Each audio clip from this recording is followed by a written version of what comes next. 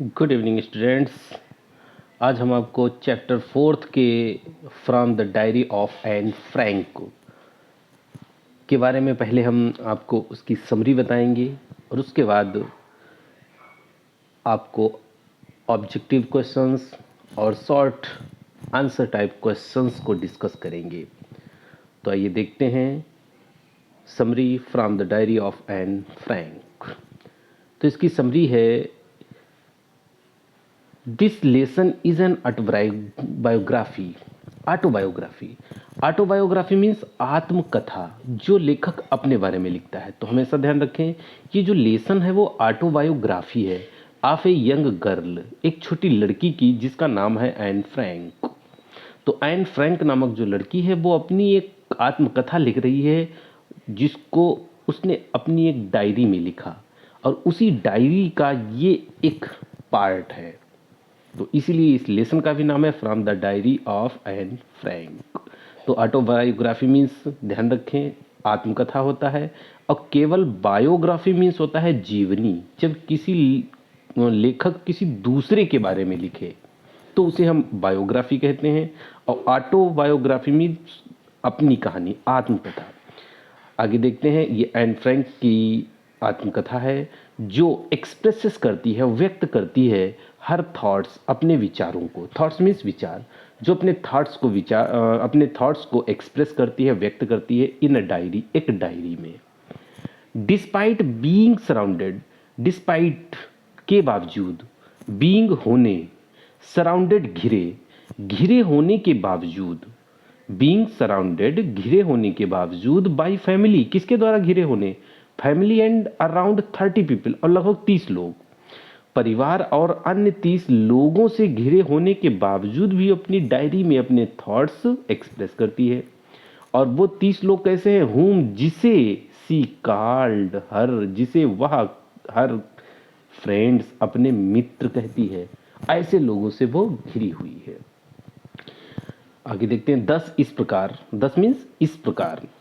C takes the decision, वह takes करती है, लेती है, एक डिसीजन लेती है, एक डिसीजन लेती है, निर्णय लेती है, किस चीज़ का, ऑफ राइटिंग हर फीलिंग्स, अपनी फीलिंग्स को, भावनाओं को लिखने का डिसीजन लेती है इन ए डायरी, एक डायरी में, अपनी एक डायरी में लिखने का डिसीजन लेती है। It is strange and unusual, strange विचित्र, अनयूजुअल असाधारण, ये बहुत ही विचित्र और असाधारण है, किसके लिए, फॉर हर, उसके लिए। क्या असाधारण है, टू राइट, लिखना, अ डायरी, एक डायरी लिखना उसके लिए विचित्र और असाधारण है। बट लेकिन सी इज रियली, लेकिन वास्तव में, in deed of a true friend, और वास्तव में उसे आवश्यकता है, नीड मीन्स जरूरत है, किसकी, एक सच्चे मित्र की। ट्रू फ्रेंड, फ्रेंड की स्पेलिंग यहाँ पर मिस्टेक है, FRIEND, ध्यान रखें। तो उससे एक सच्चे मित्र की आवश्यकता है। इस प्रकार सी डिसाइड्स, वह निर्णय करती है, टू नेम हर डायरी, अपने डायरी का नाम रखने का निर्णय करती है। और क्या नाम रखती है, किटी। किटी अपनी डायरी का नाम रखती है, ध्यान रखें, उसकी डायरी का नाम था किटी। ये भी आपका ऑब्जेक्टिव क्वेश्चन में पूछा जा सकता है। एंड अनलाइक अदर पीपल, और दूसरे लोगों की तरह, अन्य लोगों के रूप में, अनलाइक अदर पीपल, दूसरे लोगों के विपरीत, सी इज नॉट गोइंग, वह नहीं जाती है, क्या, टू मेंशन, मेंशन मीन्स उल्लेख करने, किस चीज को, जस्ट फैक्ट्स, केवल तथ्य, इन इट, इसमें, इट का मतलब डायरी, वह केवल अन्य लोगों के विपरीत, अन्य लोगों के जिस तरीके से अन्य लोग फैक्ट्स लिखा करते हैं डायरी में, उस तरीके से वो फैक्ट्स लिखने नहीं जा रही है, मेंशन नहीं करने जा रही है। तो वो क्या मेंशन करने जा रही है, देखो, ऑन जून 20, 1942, 20 जून 1942 को, सी मेंशंस, वह मेंशन करती है, उल्लेख करती है, लिखती है कि, क्या लिखती है, how her class is nervous, कि उसकी क्लास कैसे नर्वस थी, अबाउट देयर रिजल्ट्स, अपने अपने रिजल्ट्स के बारे में, परिणाम के बारे में, यानी कि जो रिजल्ट्स आने थे, जो परिणाम आने थे, जो उनका परीक्षा फल आने था क्लास का, उसके बारे में कैसे वो सब नर्वस थे। नर्वस का मतलब थोड़ा भयभीत या चिंतित या घबराए हुए।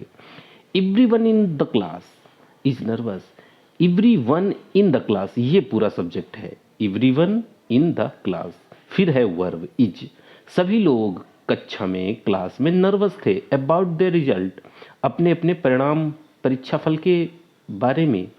And boys are even making bets, और जो लड़के थे आर इवन मेकिंग, वो लगा रहे थे बेट्स, बेट्स मीन शर्त, शर्तें लगा रहे, यहाँ तक कि जो लड़के थे वो शर्तें तक लगा रहे थे। एंड वाज क्वाइट श्योर, और एंड बहुत ही श्योर थी, निश्चित थी, क्वाइट मीन्स अत्यधिक, निश्चित थी अबाउट हरसेल्फ, अपने खुद के बारे में, एंड हर फ्रेंड्स, और अपने मित्रों के बारे में भी वो निश्चित थी, समझती थी, जानती थी कि वो उसका परीक्षा फल अच्छा ही होगा। She had a good equation, she had a good equation, उसके अच्छे इक्वेशन थे। इक्वेशन का मतलब होता है समीकरण, क्या कह सकते हैं यहाँ पर, संबंध, लिटरेचर की भाषा में संबंध, उसके अच्छे संबंध थे विद ऑल द टीचर्स, सभी अध्यापकों के साथ, एक्सेप्ट हर मैथ्स, केवल मैथ के प्रोफेसर से। अब एक्सेप्ट हर मैथ्स प्रोफेसर, जो उसके मैथ के प्रोफेसर थे उनसे उसके टर्म या समीकरण या संबंध अच्छे नहीं थे, बाकी सभी टीचरों से उसे अच्छा संपर्क था। प्रोफेसर के बाद हु, जो, कौन प्रोफेसर, जो वाज कॉन्स्टेंटली, कॉन्स्टेंटली मीन्स निरंतर, एडवर्ब है, अनॉयड, नाराज रहते थे, एट हर, उस पर, और उसके जो मैथ के टीचर थे वो हमेशा उस पर नाराज रहते थे। क्यों, फॉर हर टॉकिंग हैबिट, बात करने की आदत के कारण, बातचीत करने की आदत जो उसकी थी एन फ्रैंक के अंदर, उसी के कारण उसके मैथ प्रोफेसर नाराज रहते थे। दस, इस प्रकार ही स्टार्टेड गिविंग, इस प्रकार ही किसके लिए आया, मैथ प्रोफेसर के लिए आया, ध्यान रखें, मैथ के प्रोफेसर ने स्टार्ट कर दिया देना हर पनिशमेंट, उसे सजा देना शुरू कर दिया, in the form of essays, essay के रूप में, यानी कि उसे सजा के रूप में उससे कहा कि आप एसेज लिखो, ऑन वेयर टॉपिक्स, विचित्र टॉपिक्स पर, सच एज चैटरबॉक्स, जैसा कि एक बातूनी, चैटरबॉक्स मीन्स एक बातूनी, उसे अलग अलग तरीके से उस पर निबंध लिखने के लिए कहा, और वो निबंध लिखना उसके लिए एक तरीके से पनिशमेंट थी, सजा थी, जैसे कि चैटर बॉक्स पर लिखवाया। टू विच, जिसे she replied with full wit, wit means बुद्धिमत्ता, बुद्धिमानी, ध्यान रखें, वाइस मीन्स बुद्धिमान, विट बुद्धिमानी, पूरी बुद्धिमानी के साथ उस एन फ्रैंक ने अपने प्रोफेसर को रिप्लाई किया, उत्तर दिया, यानी कि बहुत अच्छे से चैटर बॉक्स नामक एसे उसने लिखा। सी रोट एसेज, उसने एसेज लिखे, दैट वर फनी, जो कि फनी होते थे, कुछ विचित्र भी होते थे और मजाक से परिपूर्ण होते थे, एंड एक्सप्लेन्ड, और व्याख्या करती थी, दैट, उसको, दिस वाज ए ट्रैट, कि यह एक उसका गुण है, विशेषता है, ट्रैट मीन्स गुण या विशेषता, ध्यान रखें, ये उसकी एक विशेषता है, दैट सी इनहेरिटेड, इनहेरिटेड का मतलब विरासत में मिलना, विरासत में मिलना, यानी कि जो पूर्वजों से हमें जो चीज़ प्राप्त होती है वो इनहेरिटेंस कही जाती है, इनहेरिटेड, विरासत में मिली थी, और वो बुद्धि, वो ट्रेट जो था, उसकी जो विशेषता थी वो उसे विरासत में मिली थी फ्रॉम हर मदर, उसकी मम्मी के द्वारा, and not much could be done about it, और इसके बारे में उसे उस बहुत कुछ नहीं कहा जा सकता था, और इसके बारे में वो कुछ नहीं कह सकती, क्यों, क्योंकि जो उसकी ये क्वालिटी थी, ट्रेड थी, वो उसे इनहेरिटेटेड थी, पूर्वजों से प्राप्त हुई थी। He kept on giving her, he professor, kept on means जारी रखा, गिविंग देना, हर उसे, एसेज निबंध, उसे निबंध देना जारी रखा, अंटिल कब तक की, जब तक कि सी रोट सटायर, सटायर का मतलब होता है एक ऐसा निबंध जो व्यंग के रूप में हो, एक व्यंग के रूप में हो, व्यंग लिखने के रूप, जब तक उसने एक व्यंग नहीं लिखा तब तक वो उनसे इसी तरीके से एसेज लिखवाते रहते थे।